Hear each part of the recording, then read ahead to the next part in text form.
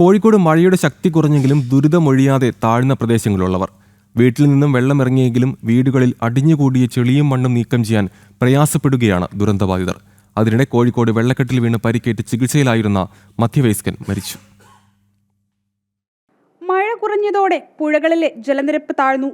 വീടുകളിൽ നിന്നും റോഡുകളിൽ നിന്നും വെള്ളം ഇറങ്ങി തുടങ്ങി. ക്യാമ്പിലേക്കും ബന്ധുവീടുകളിലേക്കും മാറിയവരിലേറെയും വീടുകളിലേക്ക് തിരിച്ചെത്തി തുടങ്ങി. കോഴിക്കോട് കണ്ണാടിക്കൽ ഭാഗത്ത് പലരും വീടുകൾ വൃത്തിയാക്കി തിരികെ പ്രവേശിച്ചു.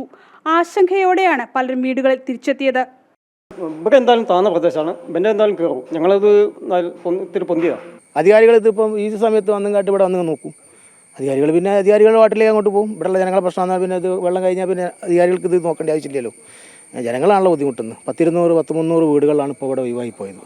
പ്രദേശത്ത് വീടുകളുള്ളത് അതെല്ലാവരും ഇപ്പോൾ ക്യാമ്പ് ആശ്രയിച്ചങ്ങാട്ട് ക്യാമ്പിലേക്ക് പോകലും പിന്നെ അവരുടെ കുടുംബക്കാരുടെ വീട്ടിലേക്ക് പോകലൊക്കെയാണ്. ചെളിയും മണ്ണും നീക്കം ചെയ്തെങ്കിലും പകർച്ചവ്യാധി ഭയത്തിലാണ് വീട്ടുകാർ. അതിനിടെ വെള്ളക്കെട്ടിൽ വീണ് തലയ്ക്ക് പരിക്കേറ്റ് ചികിത്സയിലായിരുന്ന മൂഴിക്കൽ സ്വദേശി രജിത് കുമാർ മരിച്ചു. ഞായറാഴ്ച രാവിലെ വെള്ളം നിറഞ്ഞ റോട്ടിലൂടെ നടന്നു പോകുന്നിടെയായിരുന്നു അപകടം. ജനം, കോഴിക്കോട്.